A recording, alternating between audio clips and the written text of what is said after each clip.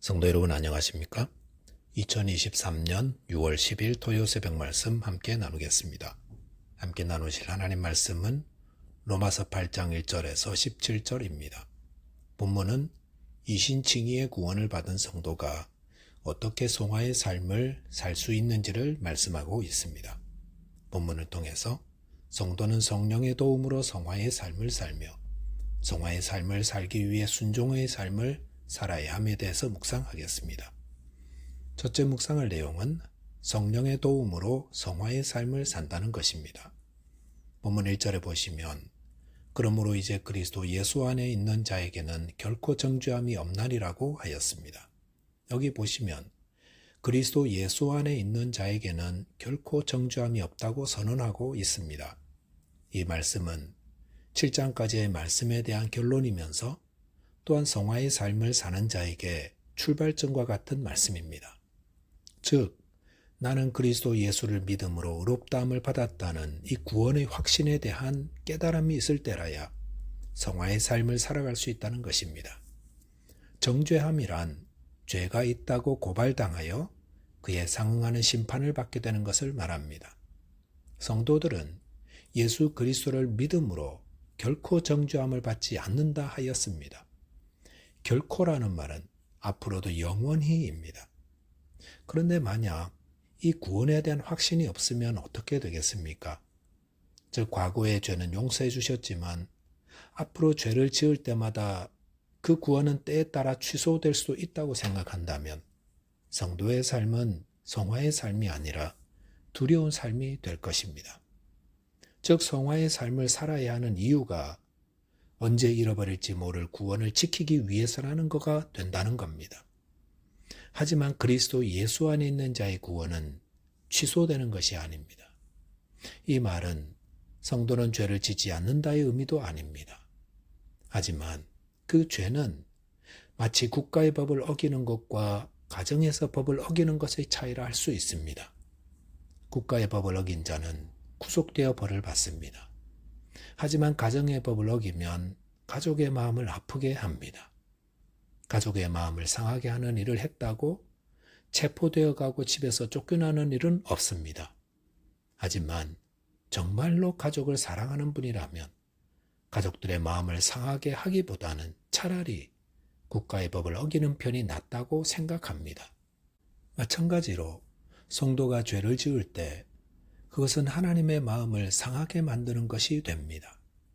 본문 2절에 보시면 이는 그리스도 예수 안에 있는 생명의 성령의 법이 죄와 사망의 법에서 너를 해방하였음이니라라고 하였습니다. 여기 보시면 성도는 죄와 사망의 법에서 해방되었다고 하였습니다. 성도는 죄와 사망이라는 감옥에서 해방된 자입니다. 감옥에서 출소하는 사람들은 새 마음을 갖습니다. 마찬가지로 죄와 사망의 감옥에서 출소되어 자유케 된 자는 그 자유로 새로운 삶을 살려 합니다. 그런데 7장에서 무엇이 문제였습니까?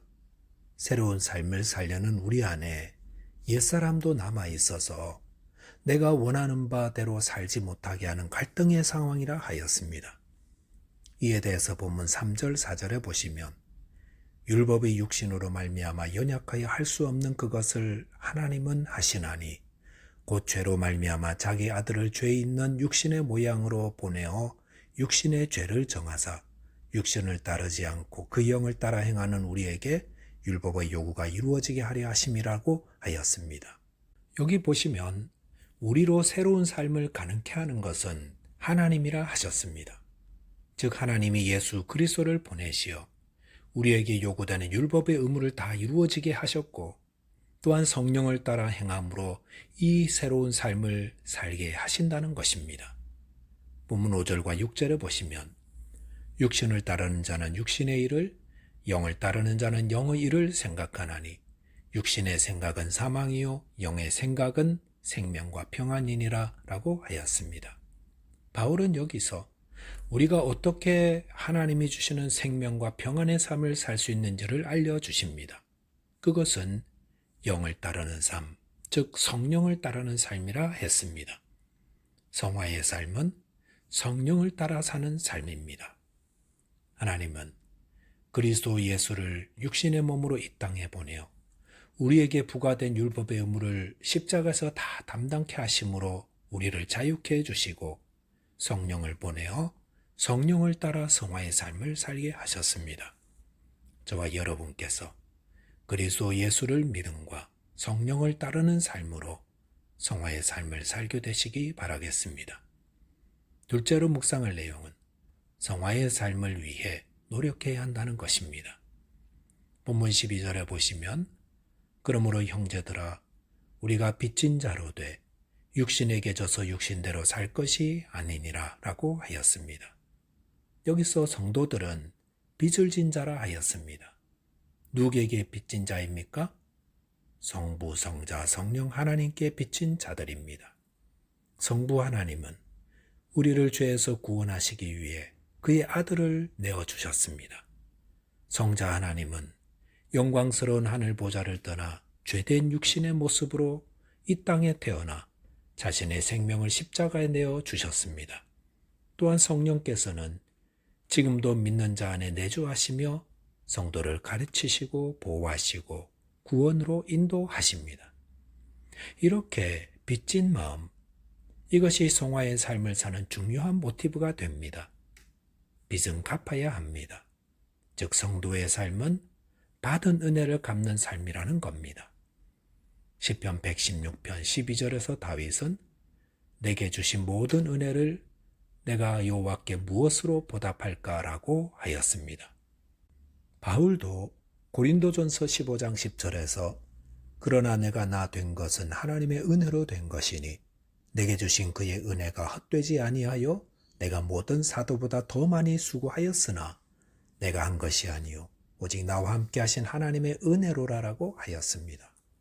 바울은 내가 나 된 것은 하나님의 은혜라고 고백하였습니다. 바울은 핍박자요 박해자였는데 하나님이 은혜를 베푸셔서 죄를 용서하시고 하나님의 사역자로 삼아주신 겁니다. 그래서 바울은 그 은혜가 헛되지 않도록 더 많이 수고했는데 그 수고조차도 나와 함께 하신 하나님의 은혜였다고 하였습니다. 은혜를 헛되지 않게 하기 위해 헌신하는 마음, 그것이 빚진 자의 마음입니다. 성도는 왜 성화의 삶을 살아야 합니까? 그것은 구원을 견고하게 하기 위함도 아니고 상을 받기 위함도 아닌 빚진 마음 때문입니다. 성부, 성자, 성령 하나님이 베푸신 은혜에 빚진 마음으로 행할 때 바른 성화의 삶을 살 수 있습니다. 본문 13절에 보시면 너희가 육신대로 살면 반드시 죽을 것이로되 영으로서 몸의 행실을 죽이면 살리니라고 하였습니다. 바울은 성화의 중요한 원리를 알려주는데 그것은 성령을 따라 사는 것이라 했습니다. 본문 14절에 보시면 무릇 하나님의 영으로 인도함을 받는 사람은 곧 하나님의 아들이라라고 했습니다. 여기서 하나님의 자녀는 하나님의 영, 즉 성령으로 인도함을 받는 자라 했습니다. 성도는 어떤 사람입니까? 성령을 따라 사는 자입니다. 누구든지 자신의 죄를 회개하고 예수 그리스도를 믿을 때 그 사람은 성령을 선물로 받습니다. 또한 그 성령 하나님은 성도 안에 내주하시면서 성도로 사는 것이 어떤 것인지 끊임없이 알려주시고 또 인도하시고 도와주십니다.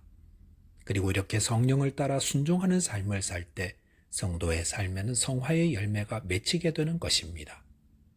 그러므로 성화의 삶은 성도 가운데 특별한 사람들만 사는 것이 아닙니다. 그 사람이 정말로 예수를 믿고 하나님의 자녀가 된 자라면 그는 성령의 인도를 받을 것이고 그 결과 성화의 열매를 맺게 될 것입니다. 그런데 성화의 열매란 저절로 맺히는 것이 아닙니다.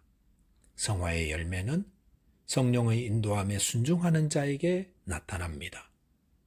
예수를 믿는 자들이 예수님 닮은 자 되는 이유는 성령의 가르침에 순종했기 때문입니다. 그래서 더 사랑하고 더 기뻐하고 더 화평을 만들고 더 오래 참고 더 자비롭고 더 선한 일을 힘쓰며 더 충성하고 더 온유하며 더 절제하는 자로 바뀌어져 가는 것입니다. 성령께서 하시는 또 다른 사역은 우리 안에 거하시며 우리가 하나님의 자녀인 것을 증언하는 것이고 또한 고난도 받게끔 인도하십니다. 저와 여러분께서 성령의 인도하심에 순종하심으로 성화의 열매를 맺게 되시기 바라겠습니다. 기도하겠습니다. 하나님 아버지, 저희를 자녀 삼으시고 결코 정죄하지 않는 온전한 구원 주심을 감사합니다. 이 은혜에 빚진 마음으로 성령의 인도하심에 온전히 순종하여 성화의 열매로 하나님께 영광 돌리게 하여 주옵소서. 예수 그리스도 이름으로 기도하옵나이다. 아멘. 오늘도 믿음으로 살아 순종하며 승리하는 하루 되시기 바라겠습니다. 감사합니다.